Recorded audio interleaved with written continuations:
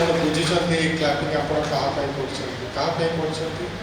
ପ୍ରଭୁ ଯୀଶୁଙ୍କ ପାଇଁ କରୁଛନ୍ତି। କେତେ ଜଣ ମାନୁଛନ୍ତି ପ୍ରଭୁ ଯୀଶୁ ଆମମାନଙ୍କ ମଧ୍ୟରେ ଅଛନ୍ତି?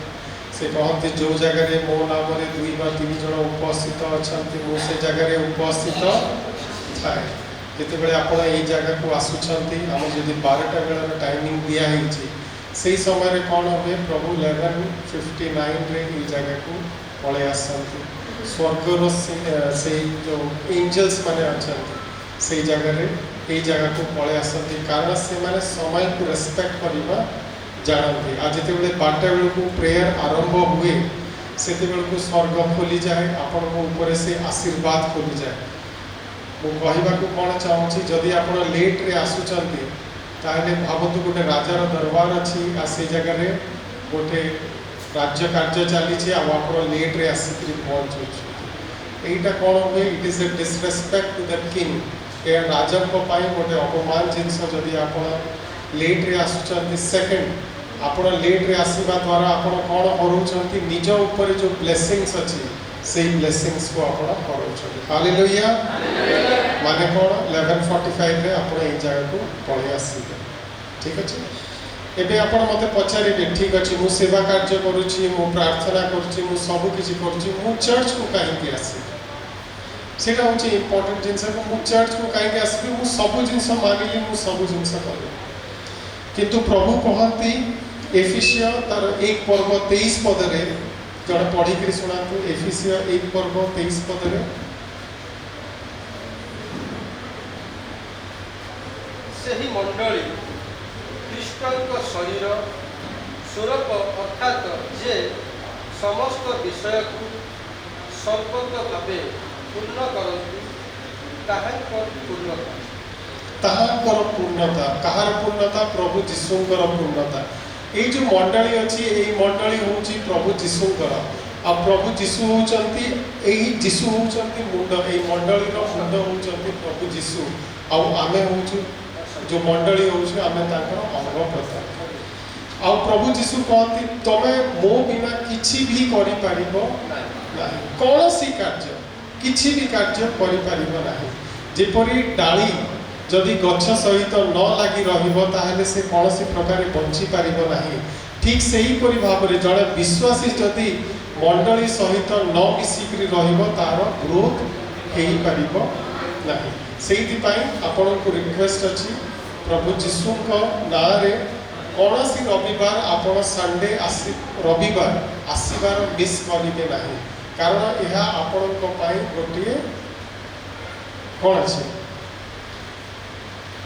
ଆପଣଙ୍କୁ ଗୋଟେ ଆଦେଶ ଦିଆଯାଇଛି କି ସବୁ ସଣ୍ଡେ ତୁମେ ପିତାଙ୍କ ପାଖକୁ ଆସିବ, ରାଜାଙ୍କ ପାଖକୁ ଆସିବ ଆଉ ଆପଣଙ୍କ ବ୍ଲେସିଂସ୍ ନେଇକରି ଯିବ।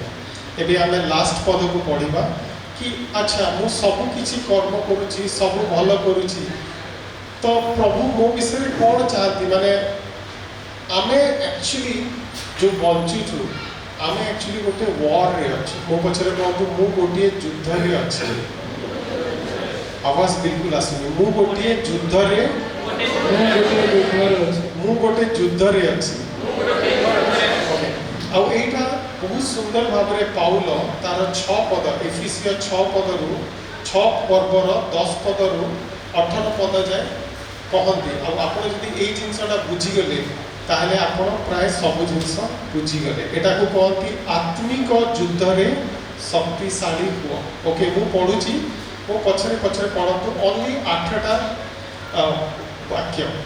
शेष कथा यही बिल्कुल शुणा जाऊँगी। शेष कथा यही प्रभुंक ठारू शक्ति प्राप्त होई ताहांक पराक्रम रे बलवान हुआ। आउथरे पढ़ुची, शेष कथा यही प्रभुंक ठारू शक्ति प्राप्त होई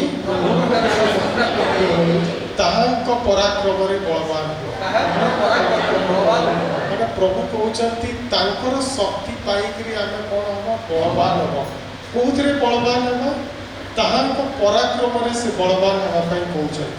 तुम्बे माने जेपरी शयतान समस्त चातुरी विरुद्ध रे दंडायमान होई पार एथि निमंते ईश्वर दत्त समस्त सज्जारे आपण आपणाकू सुसज्जित कर माने आपण भावନ୍ତୁ आपण युद्ध को जाउछन्ती आ से युद्ध को गला बेलू को आपण पाखरे जदि आपणकर हथियार नाही सोड नाही खंडा नाही आ आपण जदि निजको प्रोटेक्शन देबा पाई जदि आपण से प्रोटेक्टेड जिनस गुडा को जदि पिंधु नांती ताले आपण गले कोन होबो हारिबेनी मरिजिबी हारिले तो चलिबो मरिले प्रॉब्लम होबे कारण आंब मानकर युद्ध अच्छा 11 रो कीवर्ड कोन कीवर्ड होची सज्जारे मन माने मन रखंतु सज्जारे मो पछरे कहंतु सज्जारे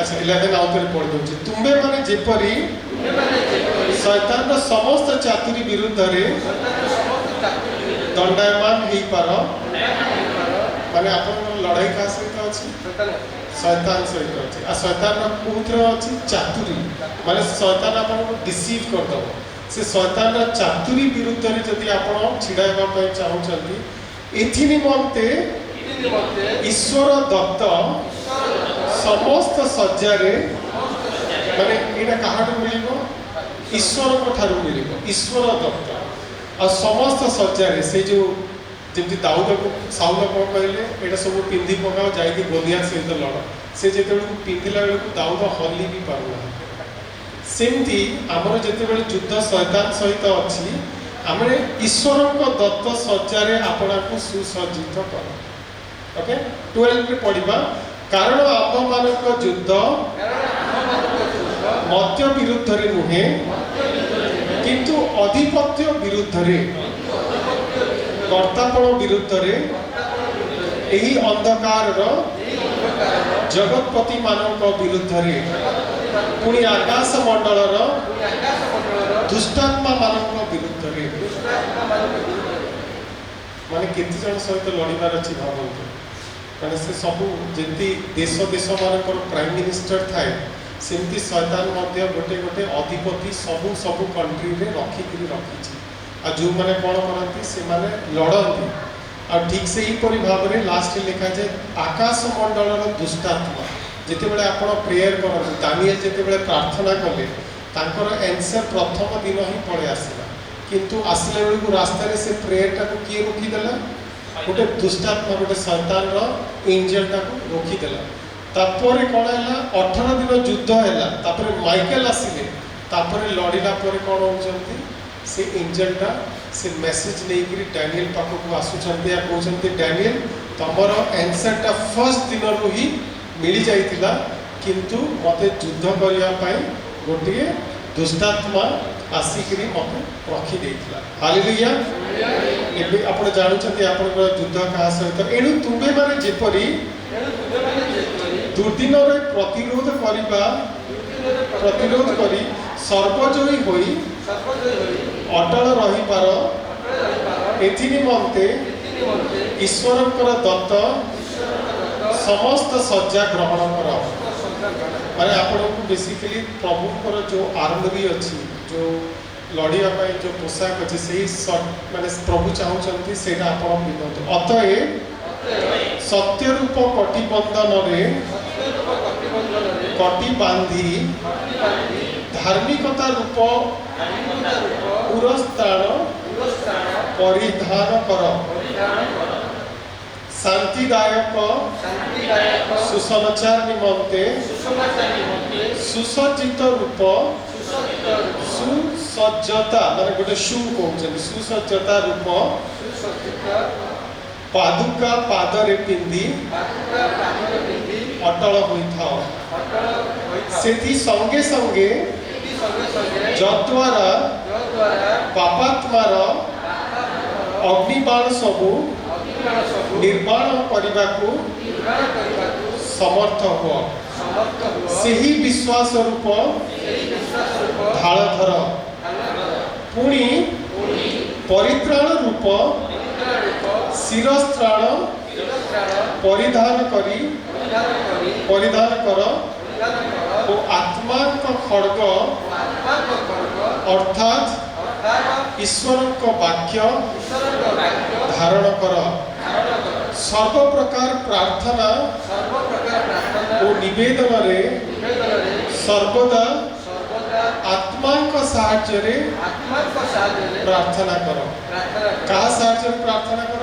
ଆତ୍ମାଙ୍କ ସହିତ ଆତ୍ମାଙ୍କ ନର୍ମାଲ ପ୍ରେୟାର ନୁହଁ, ଆତ୍ମାଙ୍କ ସାହାଯ୍ୟରେ ପ୍ରାର୍ଥନା କର। ପୁଣି ସମସ୍ତ ସାଧୁଙ୍କ ନିମନ୍ତେ ସମସ୍ତ ସାଥୀଙ୍କ ଏକାନ୍ତ ଉଦ୍ୟମ ଓ ନିବେଦନ କରିବାକୁ ଜାଗି ରହି ପ୍ରାର୍ଥନା କର। କେତେବେଳେ ଆପଣ ଜାଗି ରହି ପ୍ରାର୍ଥନା କରୁଛନ୍ତି? ଅଫକୋର୍ସ ସେଟା ନାଇଟ୍ ଟାଇମ୍ ହେଇଥିବ, ମାନେ ନାଇଟ୍ରେ ଆପଣ ଶୋଇବାର ନାହିଁ, ଜାଗି ରହି ପ୍ରାର୍ଥନା କରିବେ। ଏବେ ମୁଁ କେତେ ଜଣଙ୍କୁ କିଛିଟା କାର୍ଡ ଦେଇଥିଲି, ସେମାନେ ଟିକେ ସାମ୍ନାକୁ ପଳେଇ ଆସିବେ କାର୍ଡ ଧରିକି। ପାଠରେ ଆପଣ ପଳେଇ ଆସିବେ,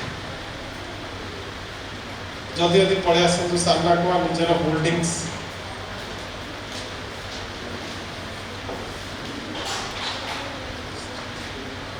stand there. Hold it up. ଆପଣ ଚାହିଁଲେ ଓଡ଼ିଆ ବି ଦେଖେଇ ପାରିବେ, ନହେଲେ ଇଂଲିଶକୁ ଦେଖେଇ ପାରିବେ। ଓଡ଼ିଆ ଦେଖେଇ ଦିଅନ୍ତୁ, ସେଟା ବି ଚଳିବ। ଓଡ଼ିଆ ଦେଖେଇ ଦିଅନ୍ତୁ।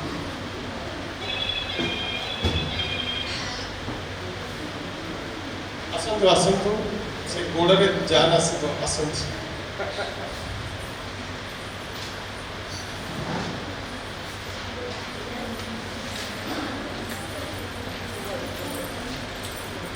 ओके, एमती छिड़ा ये करतु। मत गोटे माइक दरकार, से माइकटा को एटलिस्ट जड़े दे दिंतु।